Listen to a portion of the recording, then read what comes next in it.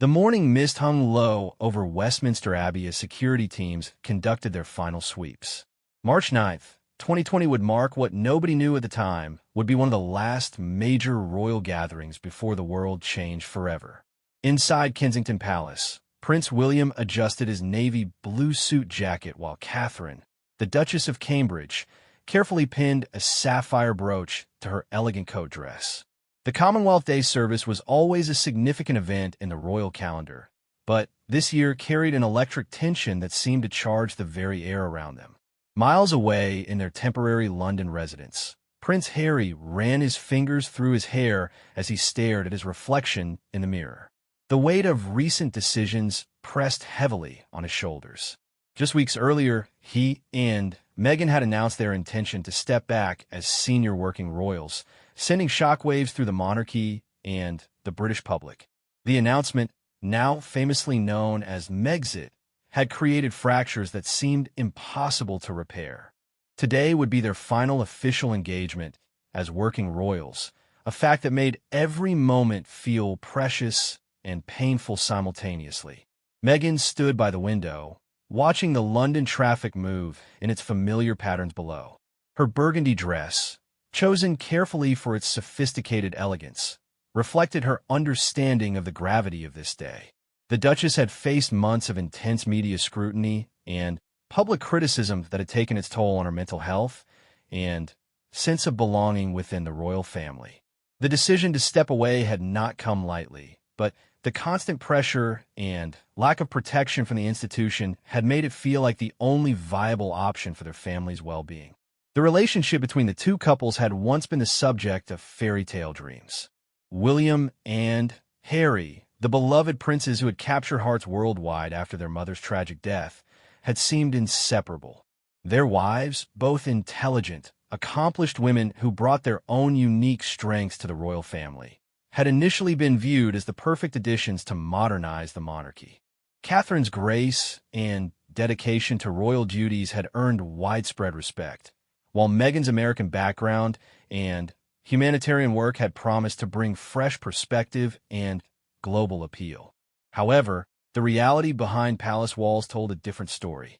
Tensions had been building for months, fueled by media comparisons, different approaches to royal duties, and fundamental disagreements about how the modern monarchy should operate. The brothers, once united in their grief and shared experiences, found themselves on increasingly different paths. William, as the future king, felt bound by tradition and duty, while Harry yearned for the freedom to chart his own course and protect his family from the same forces that had destroyed his mother's happiness.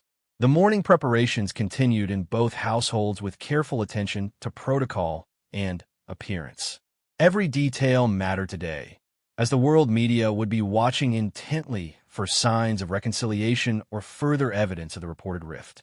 Palace staff moved efficiently through their routines, but there was an underlying sadness to their movements. Many had grown fond of Harry and Meghan and understood the complexity of the situation that had led to this moment. Catherine completed her final adjustments, choosing jewelry that spoke of continuity and tradition. Her relationship with Meghan had been scrutinized endlessly by the press, with stories of arguments and tears that may or may not have reflected reality. The truth was more nuanced than the headline suggested.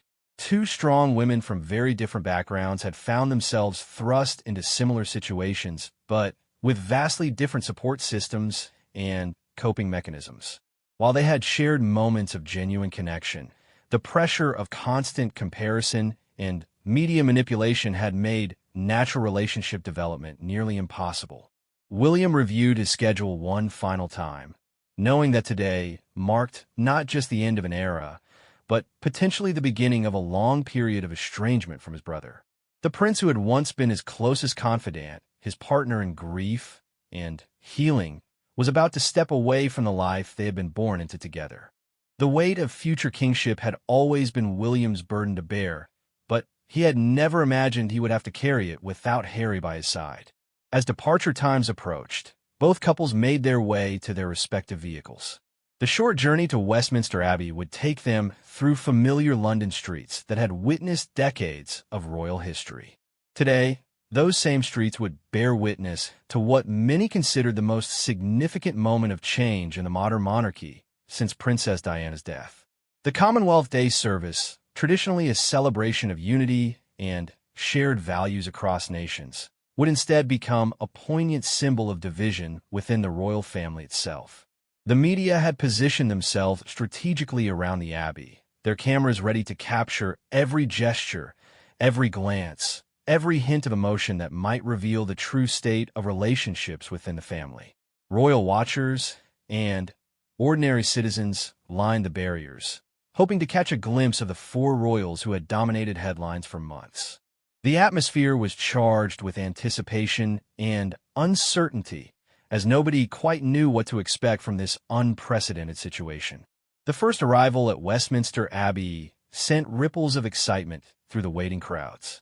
William and Catherine's car pulled up to the entrance with its usual precision, the couple emerging with the practiced grace that had made them beloved figures worldwide.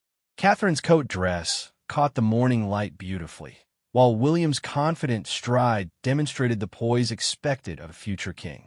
They paused briefly to acknowledge the crowds, their smiles warm, but perhaps carrying a hint of the emotional weight they carried into this day. Inside their own vehicle, Harry and Meghan could see the crowds and media presence growing larger as they approached the Abbey. The Duchess reached for her husband's hand, a small gesture that provided comfort in a moment filled with uncertainty. They both understood that every second of this day would be analyzed, every facial expression interpreted, every interaction between the four of them scrutinized for hidden meanings. The pressure was immense, but they had agreed to face it together, as they had faced everything else since their relationship began. The Abbey itself stood as a magnificent backdrop to the unfolding drama. Its ancient stones had witnessed countless moments of royal history, from coronations to weddings to funerals that had shaped the nation's identity. The Gothic architecture seemed to emphasize the weight of tradition that surrounded every royal event, reminding all present of the centuries of monarchy that had come before this moment. Today, those same walls would observe what many believe could be a turning point in the institution's modern history.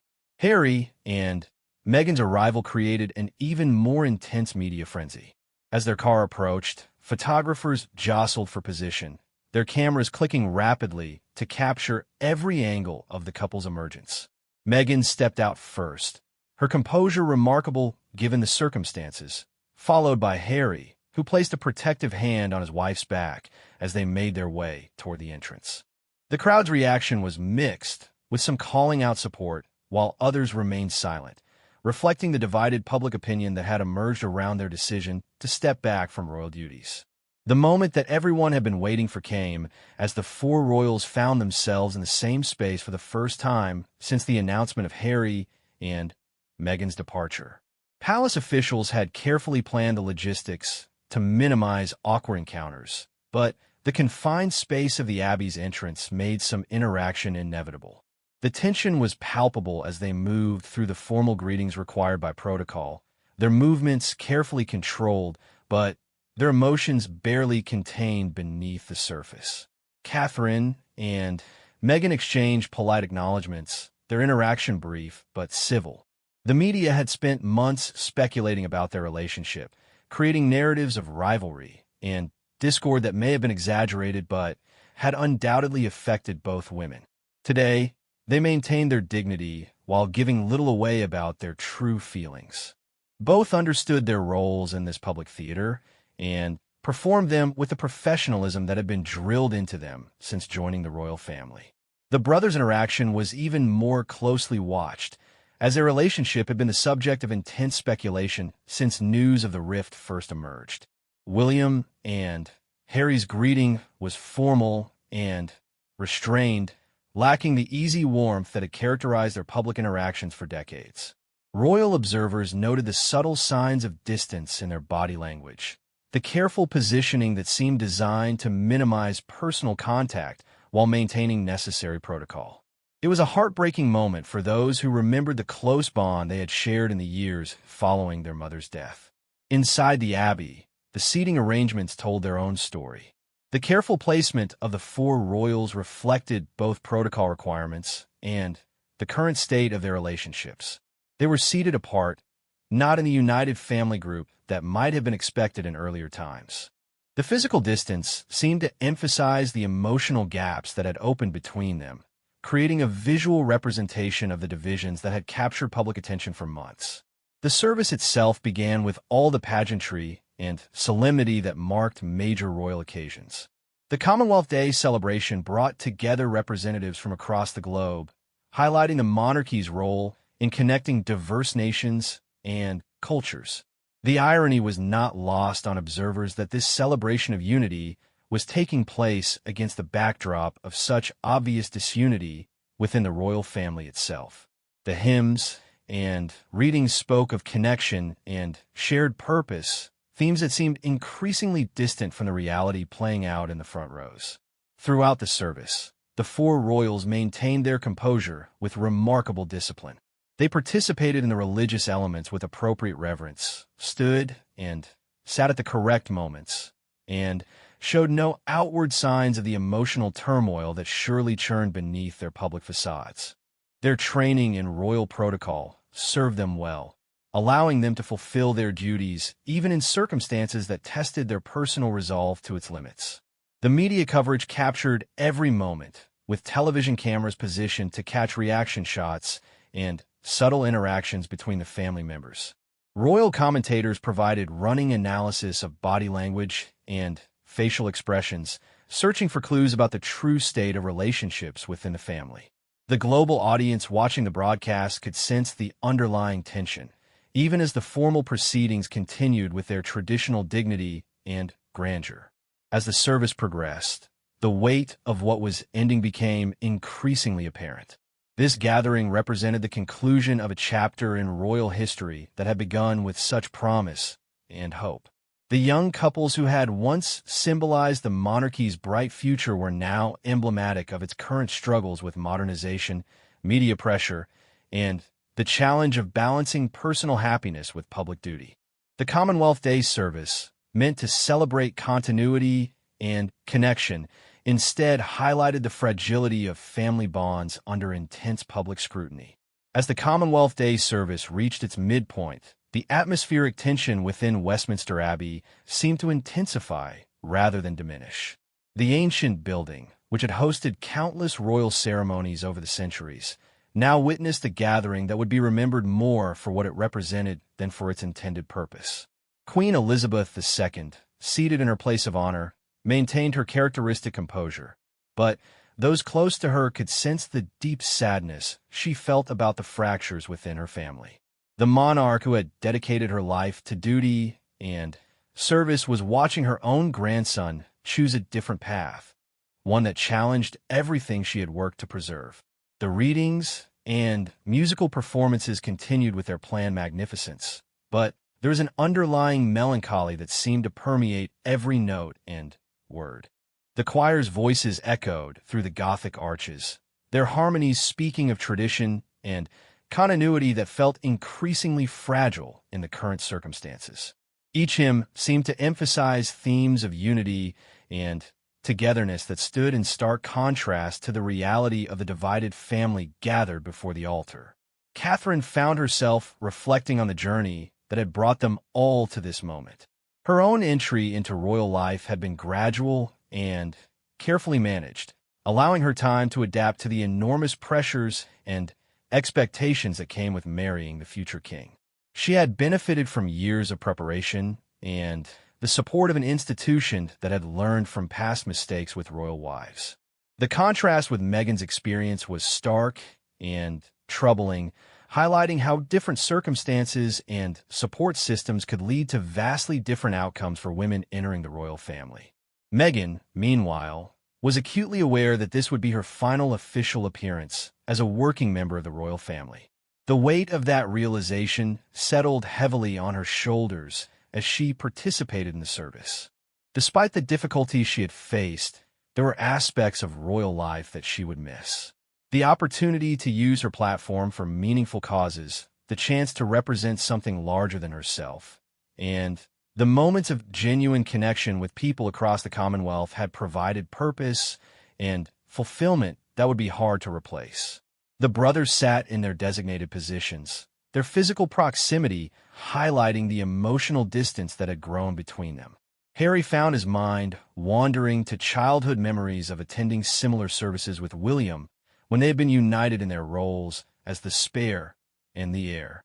Those days seemed impossibly distant now, separated not just by years but by fundamental differences in their approaches to royal life and their visions for their family's futures. The protective instinct that had driven him to shield Meghan from the same forces that had tormented their mother had ultimately led him away from the brother who had once been his closest ally. William struggled to reconcile his public role with his personal feelings about the situation. As the future king, he understood the importance of maintaining institutional stability and continuity. However, as a brother, he grieved the loss of the relationship that had sustained him through the darkest periods of his life. The demands of his position required him to prioritize the monarchy's well-being over personal relationships, a burden that grew heavier with each passing day of this public estrangement. The service included prayers for the Commonwealth nations and their peoples, words that took on additional significance given the global nature of the media coverage surrounding the royal family's current troubles. Representatives from dozens of countries were present, witnessing firsthand the challenges facing the institution they had gathered to celebrate. The irony was palpable as speakers emphasized unity and cooperation while the royal family itself struggled with division and discord. During a particularly poignant moment in the service, when the congregation joined in singing a hymn about forgiveness and reconciliation, the four royals' voices could be heard blending with those around them. For a brief moment, the shared act of worship seemed to create a bridge across the emotional chasms that separated them. Their voices, trained in the same traditions and shaped by similar experiences, harmonized despite the discord in their relationships, offering a glimpse of what might have been possible under different circumstances. The media representatives present understood the historical significance of what they were witnessing. This gathering would likely be analyzed and discussed for years to come, marking as it did the effective end of what many had hoped would be a new golden age for the British monarchy. The young royals who had once represented hope for modernization and renewal were now symbols of the institution's struggle to adapt to contemporary expectations while maintaining its essential character. Palace staff watched the proceedings with heavy hearts, knowing that many of them would never work with Harry and Meghan again after this day. The relationships built over months and years of service would be severed, another casualty of the broader breakdown in family unity. The human cost of the royal rift extended far beyond the principal players, affecting everyone whose lives had become intertwined with the institution's daily operations. As the service moved toward its conclusion, the weight of finality became increasingly apparent to all present. This was not just another royal engagement, but a farewell, marking the end of a chapter that had begun with such optimism and promise. The Commonwealth Day celebration, traditionally looking forward to continued cooperation and shared endeavors, instead became a moment of looking backward at what was being lost. The ceremony continued with its planned dignity and reverence, but underneath the formal proceedings lay a profound sense of sadness about opportunities missed and relationships fractured beyond easy repair. The conclusion of the Commonwealth Day service brought with it a moment that would be etched in royal history forever. As the final hymn faded and the congregation began to prepare for the formal recessional, the four royals found themselves facing the challenge of navigating their exit from Westminster Abbey. The choreography of royal departures had been planned meticulously by palace officials, but no amount of planning could entirely eliminate the emotional complexity of this particular farewell. Prince Charles, who had watched the proceedings with the heavy heart of a father witnessing his son's estrangement, moved through his ceremonial duties with practiced grace while internally grappling with the family crisis that had consumed so much of his energy in recent months. The heir to the throne had spent countless hours trying to mediate between his sons, seeking solutions that might preserve family unity while respecting individual choices. His efforts, despite their sincerity and persistence, had ultimately proven insufficient to bridge the growing divide. The moment arrived when the four royals had to make their way down the Abbey's central aisle, a journey that would take them past hundreds of observers and dozens of cameras. Palace protocol required a specific order of departure, but the usual arrangements felt charged with new meaning given the circumstances. Each step became symbolic. Each glance between family members analyzed for signs of reconciliation or further evidence of discord. Catherine walked with the poise that had made her a beloved figure throughout her years as a working royal. Her grace under pressure had never been more evident than in these moments when personal feelings had to be subjugated to public duty. She understood that her behavior would be scrutinized not just for its immediate impact, but for what it suggested about the future of the monarchy itself. The Duchess, who had once been seen as a stabilizing influence on the royal family, now found herself navigating waters more treacherous than any she had previously encountered. Harry and Meghan moved together with a unity that spoke of their shared commitment to facing challenges as a team. The decision to step back from royal duties had been theirs to make together, and they were determined to exit with dignity intact. Meghan's composure was particularly remarkable given the intense criticism she had faced from certain sections of the British media and public. Her ability to maintain grace under such pressure demonstrated the strength of character that had attracted Harry to her in the first place. The brothers found themselves walking relatively close to each other during portions of the exit, creating moments of intense speculation among observers about whether any meaningful exchange might occur between them. Body language experts would later analyze every gesture and glance, searching for signs of communication or connection.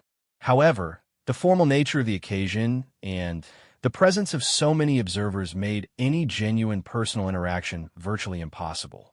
As they approached the Abbey's great doors, natural light from the outside world began to filter in, creating a symbolic transition from the enclosed, traditional space of the service to the modern reality awaiting them beyond. The contrast was stark and meaningful, representing the choice between remaining within established traditions and venturing into uncertain but potentially more authentic territory. This threshold moment captured the essence of the decision that Harry and Meghan had made for their family's future. The exit from Westminster Abbey created scenes that would be replayed countless times in news reports and documentaries about this pivotal moment in royal history. The four royals emerged into daylight that seemed almost startling after the Abbey's atmospheric interior, their faces showing the strain of maintaining composure through such an emotionally charged experience. The waiting crowds and media representatives surged with anticipation, knowing they were witnessing something unprecedented in modern royal history. The final formal photographs were taken as the group briefly paused outside the Abbey, creating images that would become iconic representations of this moment of transition. These pictures would later be analyzed endlessly for what they revealed about relationships and emotions, but in the moment, they simply captured four people doing their duty despite personal pain. The professional photographers worked quickly, understanding that this might be their last opportunity to capture all four royals together for the foreseeable future. The separate departures in different vehicles emphasized the reality of the division that had brought them to this point. William and Catherine entered their car with the practiced efficiency of people accustomed to public appearances, while Harry and Meghan's departure carried the additional weight of knowing it represented a permanent change in their status and relationship with the institution they were leaving behind. Inside their respective vehicles, both couples finally had moments of privacy to process what had just occurred. The emotional toll of maintaining public composure during such a personally difficult experience was evident in their faces and posture once they were away from public view. The The successful completion of the service represented a victory of duty over personal feeling, but it came at a significant cost to all involved.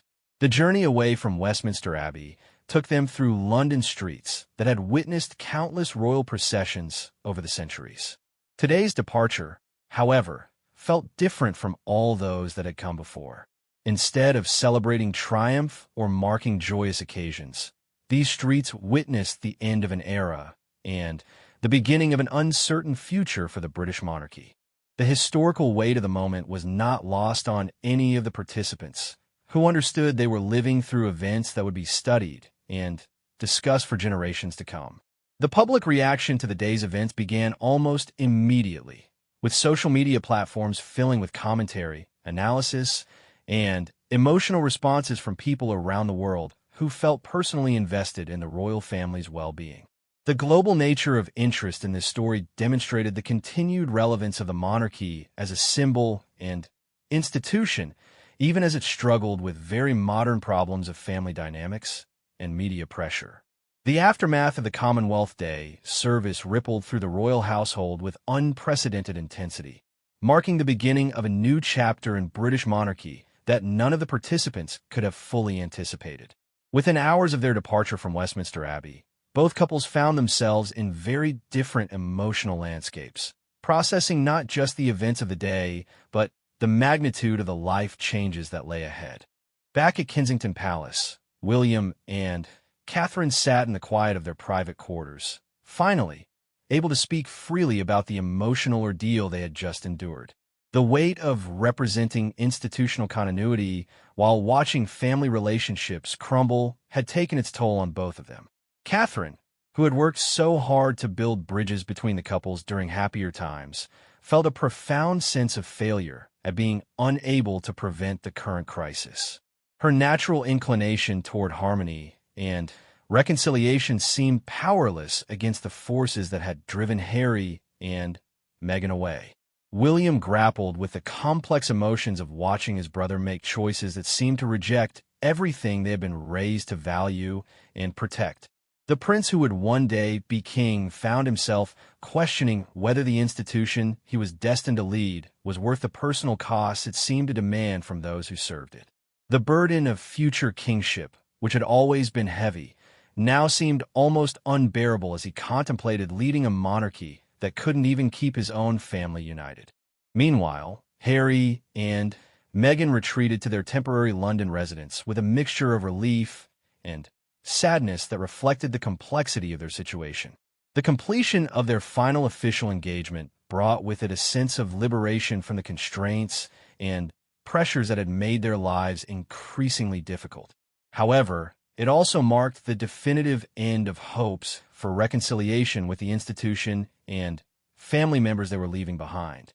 Meghan found herself reflecting on the journey that had brought her to this point, from the excitement and optimism of their engagement announcement to the current reality of stepping away from everything they had tried to build within the royal framework.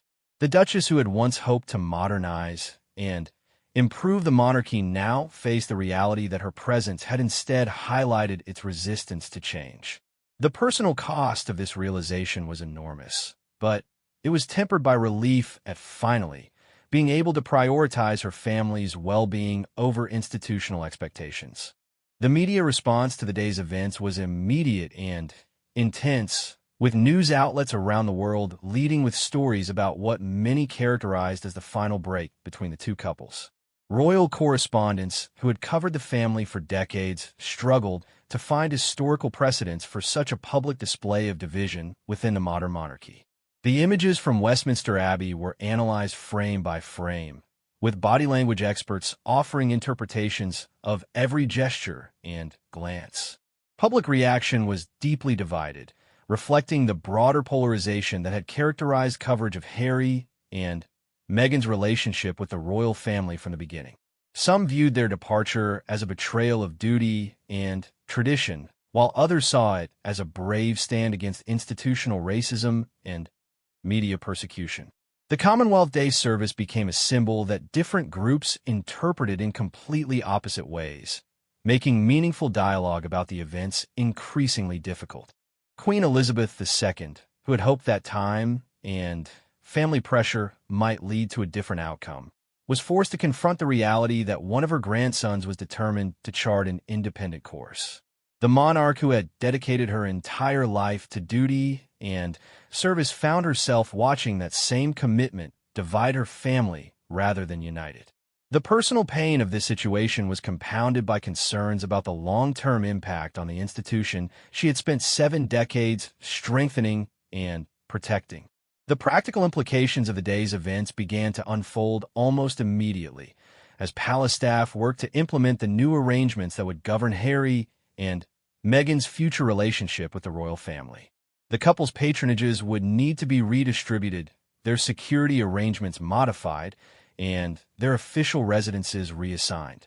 Each administrative detail represented another thread in the fabric of their royal life being cut, making their departure increasingly irreversible. In the days that followed, both couples struggled with the emotional aftermath of what they had experienced.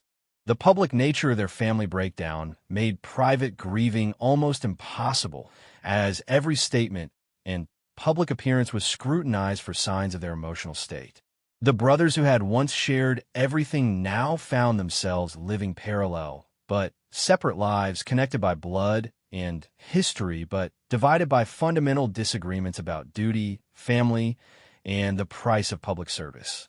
The Commonwealth Day service ultimately became a watershed moment that crystallized changes that had been building for months. What had been presented as a temporary separation increasingly looked like a permanent division, with implications that extended far beyond the immediate family to the future of the monarchy itself. The 4 royals who had once represented the institution's bright future now embodied its current struggles with modernization and relevance. As weeks turned to months, the significance of that final gathering became even more apparent. The COVID pandemic that soon engulfed the world would have made such a gathering impossible, meaning that the Commonwealth Day service represented not just the end of Harry and Meghan's working royal careers, but potentially the last time all 4 would appear together in an official capacity for years to come. The legacy of that March day in Westminster Abbey continues to influence royal relationships and public perceptions of the monarchy. It marked the end of one vision of the royal family's future and the beginning of a more uncertain, but potentially more honest era. The 4 people who walked side by side out of that ancient building carried with them the hopes, disappointments, and complex realities of a modern monarchy struggling to balance tradition with change, duty with personal happiness, and public service with private fulfillment. Their story, far from ending that day, had simply entered a new and more challenging chapter that would test everything they believed about family, duty, and the price of living in the public eye.